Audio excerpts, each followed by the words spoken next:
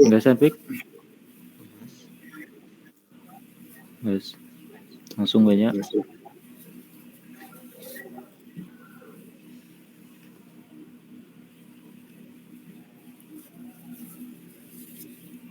dicek lagi ke record chat.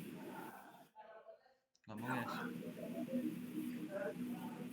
Lalu tes kerennya tuh. Start lah. Oh, start recording ya, yuk. Yang start recording sah. Ayo guys.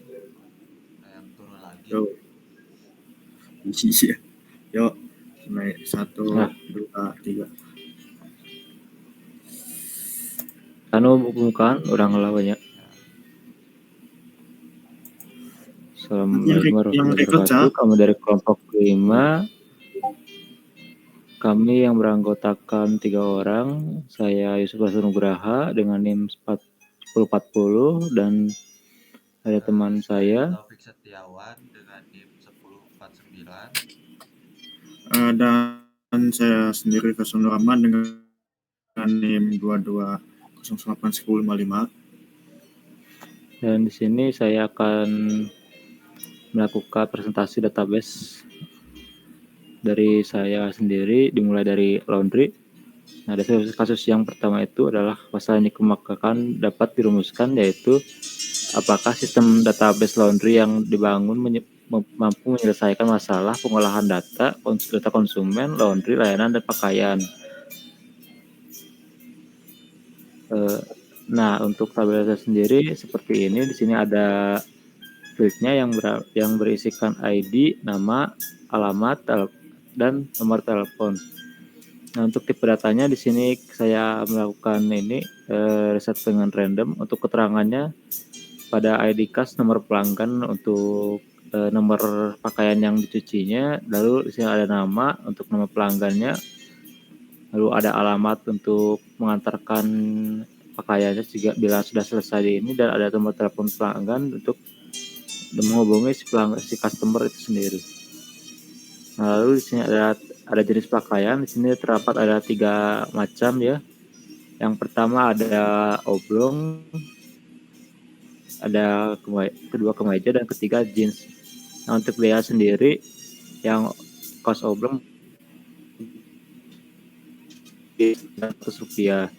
Lalu untuk kemeja mempunyai biaya 1.000 dan untuk jeans yaitu 1.500. Nah, untuk cara laundrynya yang oblong menggunakan air dingin dengan suhu 25 derajat dan kecepatan yang sedang.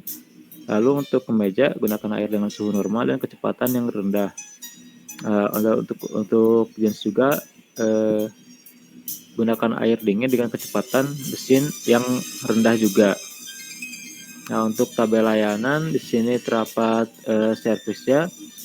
Untuk layanan standar 1 minggu itu biaya tambahannya tidak ada ya, tapi untuk layanan 3 hari ada biaya tambahannya yaitu 2.500, dan untuk layanan 1 hari ada biaya tambahan yaitu 10.000. Nah, di sini tujuan dibuatkannya basis data laundry ini adalah untuk mengorganisasi informasi operasional dan pelanggan, memfasilitasi manajemen pesanan, inventory, dan keuangan, serta mendukung analisis bisnis dan perencanaan pengembangan bisnis. Lalu di sini ada pemakai basis data. Pemakai basis data laundry meliputi pengelola laundry, staf, pelanggan, pemasok, manajemen tingkat atas, petugas keamanan data, dan pihak eksternal seperti auditor dan penasihat pajak. Lalu untuk basis data e-commerce akan dipresentasikan oleh teman saya. Ya, terima kasih kepada Bapak Yusuf Nugraha telah menerangkan basis data sebelumnya. Dan pada kali ini saya akan menerangkan sebuah basis data dari e-commerce. Pada definisi khusus ini, e-commerce adalah basis data yang digunakan untuk mendukung operasional dan transaksi bisnis secara online. Basis data e-commerce biasanya berisi data tentang produk, pelanggan, pesanan, pembayaran, pengiriman, dan lainnya. Basis data e-commerce harus dirancang dengan baik agar dapat menyediakan informasi yang akurat, cepat, dan mudah diakses oleh pengguna.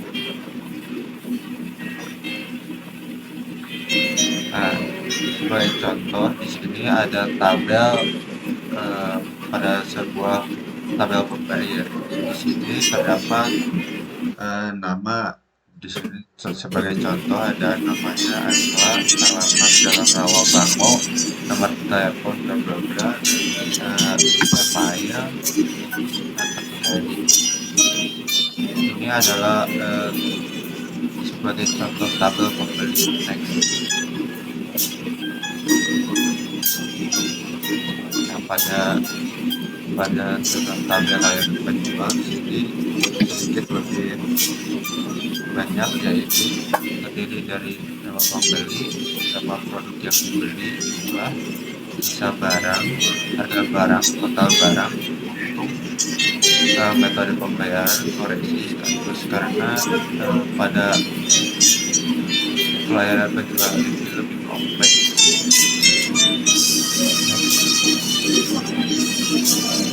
Nah, dan yang terakhir di sini ada tabel dari administrator.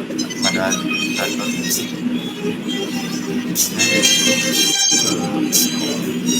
untuk mengecek bahwa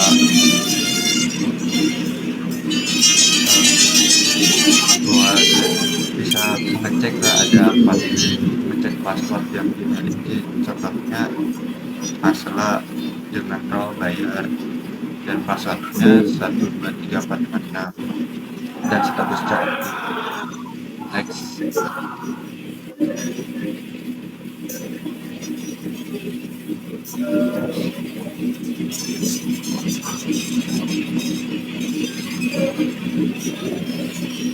Tujuan buat basis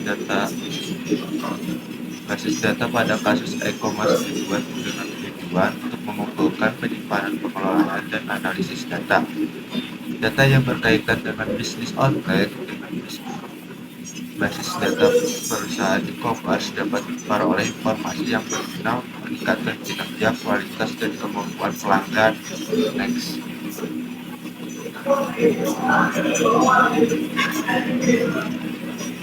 Nah, di sini ada beberapa siapa saja pemakai basis data, antara lain pelanggan, penjual, dan administrator. Pada basis data pelanggan memberikan data pribadi seperti nama, kayak tadi, nama, alamat, nomor telepon, email, kartu kredit yang disimpan dalam basis data untuk keperluan transaksi atau pemasaran. Nah, pada penjualan di sini dapat mengelola data produk seperti nama, deskripsi harga, stok barang atau gambar yang disimpan dalam bisnis. Data penjual juga dapat melihat data transaksi seperti pesanan, pembayar, pengiriman, atau pengembalian barang yang terkait dengan produk mereka. Nah, yang terakhir ini terdapat basis data administrator.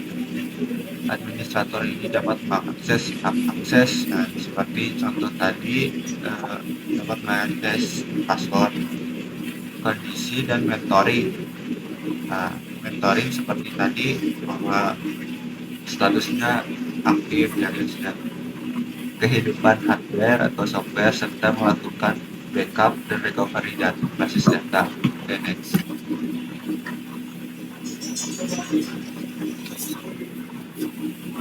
Sekarang basis data selanjutnya akan diterangkan oleh Faisal. Ya, terima kasih atas paparan materinya Pak Taufik. Selanjutnya untuk saya sendiri akan menjelaskan basis data, yaitu data kriminal narkoba.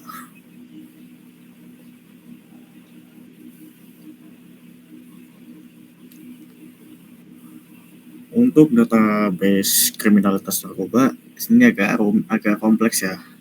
Saya akan persingkat saja. Nomor 1 adalah wawasan berdasarkan data, yaitu ditemukannya rincian di balik kasus narkoba dan termasuk sifat pelanggaran lokasi, geografis, dan perilaku utama yang terlibatnya. Yang kedua adalah menganalisis pola, tren, dan korelasi dalam kasus senjata narkoba. untuk mendapatkan pemahaman yang lebih baik tentang faktor-faktor yang berkontribusi terhadap masalah tersebut.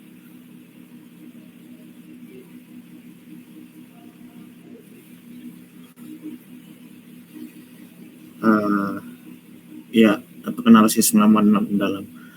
Terakhir adalah pengambilan keputusan yang ditingkatkan. Memanfaatkan eksekusi kasus untuk membuat keputusan yang tepat mengenai kebijakan, strategi penegakan hukum,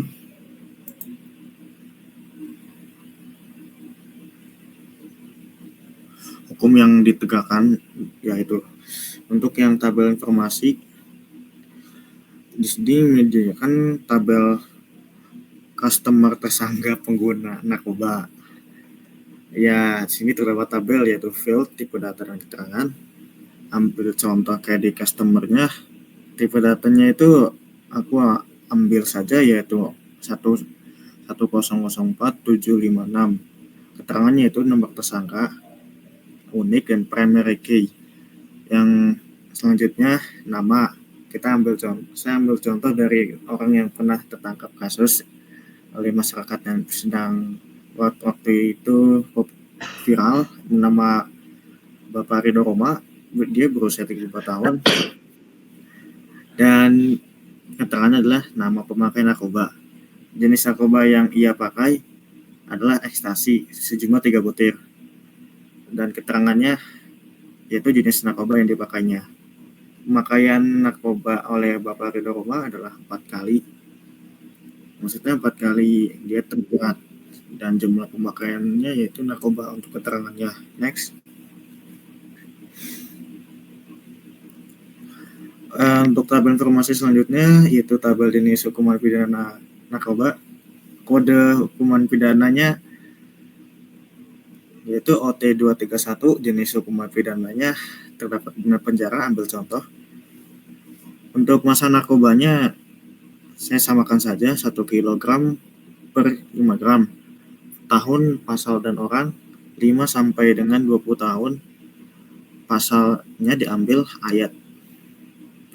Mohon maaf diralat pasal 114 ayat 1, dan itu khusus pengedar narkoba. OT232 yaitu sama saja pidana penjara, sama tahunnya itu 5 sampai 15 tahun penjara. Pasalnya 113 ayat 1 untuk produksi narkoba. Yang 233 pidana penjara, masa narkobanya 1 kg per 5 gram 1 sampai dengan 4 tahun. Pasal 127 ayat 1 khusus pemakai narkoba. Next, untuk tabel informasi selanjutnya tentang tabel layanan rehabilitasi narkoba. Di sini terdapat kode rehabilitasi, saya anggap asal saja, yaitu YZU 234. Nama pasien rehabilitasinya sama yang kayak tadi, Bapak Ridho Roma. Layanan standarnya saya ambil contoh ya, dikalkulasikan, maaf, 28 hari, anggap saya 1 bulan sampai dengan 1 tahun. Untuk yang kedua ya JU 235 Bapak Jeffrey Simanjutak, layanan standarnya 12 hari, anggap 2 minggu sampai dengan 1 bulan. YJU 236 yaitu Bapak Muhammad Syafiq Omar, layanan standar 5 hari, anggap 1 minggu sampai dengan 3 minggu. Untuk informasi tersimpan, detail kasus, informasi lengkap mengenai kasus kejahatan narkoba, termasuk tanggal, lokasi, individu yang terlibat, dan barang bukti yang disita. Katalog buktinya itu inventarisasi bukti yang sistematis, termasuk obat-obatan, penerapan, catatan keuangan, dan bukti digital. Profil tersangka yaitu profil tersangka terperinci dengan informasi seperti demografi riwayat kriminal, asosiasi dan nama samaran yang diketahui. Untuk yang 4 yaitu laporan investigasi, laporan komprehensif yang proses investigasinya menyatakan data pengawasan dan analisis. Next. Untuk tujuan pembuatan database tersebut mengungkap maksudnya. Nomor 1 ialah memperlancar kan penegakan hukum. Yang 2 saya akan cabang 2 saja, yang 2A yaitu menciptakan repository terpusat dan untuk memfasilitasi penyelidikan dan penuntutan kejahatan narkoba. Yang 2B mengidentifikasi tren pola aktifkan analisis untuk mengidentifikasi tren kejahatan narkoba yang muncul, modus dan pandu area memerlukan intervensi. Dan terakhir adalah meningkatkan kolaborasi, memungkinkan lembaga penegak hukum, jaksa, dan peneliti untuk berbagi wawasan dan berkolaborasi dalam strategi pencegahan kejahatan narkoba. Next. Pengguna basis data serta memperluas dampaknya dipakai oleh 3 pengguna. Ya, pertama adalah agensi penegak hukum, yaitu mengakses dan kontribusi pada untuk membantu penyelidikan, koneksi, dan membangun kasus yang terhadap penjahat narkoba. Yang kedua, profesional hukum. Ini benar-benar profesional, menunjukkan pada database kejahatan narkoba di masa lalu dan bukti-bukti terkait selama proses hukum dan pertimbangan di ruang sidang. Dan terakhir adalah peneliti dan akademisi. Analisis data yang mengeksplorasi tren, memprosesi tren, menerbitkan penelitian, dan kontribusi pada strategi pencegahan kejahatan narkoba berbasis bukti data. Ya, the next. Ini agak ribet, saya akan percepat. Tantangan arah masa depan serta kesimpulan memberdayakan perubahan. Yang pertama, tantangan arah masa depan, privasi keamanan data, menerapkan langkah-langkah keamanan yang kuat untuk melindungi informasi sensitif sekaligus mengizinkan akses resmi untuk tujuan yang sah. Yang kedua adalah analisis pembaruan waktu yang nyata. Kemungkinan mengintegrasi data dari lembaga penegak hukum untuk database mencerminkan aktivitas kejahatan yang terkini. Yang ketiga, analisis data tingkat lanjut, menggunakan teknik analisis data termuktahir, mengidentifikasi pola tersembunyi, dan menghasilkan wawasan yang dapat dari sejumlah besar data yang tersedia. Untuk kesimpulannya, solusi berbasis data memanfaatkan kekuatan data kejahatan narkoba membantu mengembangkan intervensi yang ditargetkan, mengurangi kejahatan, dan melindungi komunitas kita. Kedua, upaya kolaboratif dengan menyatukan penegak hukum, profesional hukum, dan peneliti. Kita dapat bersama-sama memerangi kejahatan narkoba di sekitarnya dan berupaya mewujudkan ke masyarakat yang lebih aman dan tentram. Dan terakhir adalah kemajuan berkelanjutan yang merangkul teknologi serta metodologi yang terus berkembang untuk beradaptasi dengan perubahan landscape kejahatan narkoba dan tetap selangkah lebih maju dari sebelumnya. Itu saja. Ya, terima kasih telah menonton presentasi dari kami. Tidak ada kesalahan, mohon dimaafkan karena kami sebagai manusia juga pasti memiliki banyak kesalahan dan kekurangannya masing-masing. Ya, billahi taufiq wal hidayah. Wassalamualaikum warahmatullahi wabarakatuh. Waalaikumsalam warahmatullahi wabarakatuh. Udah kan deh? Jadi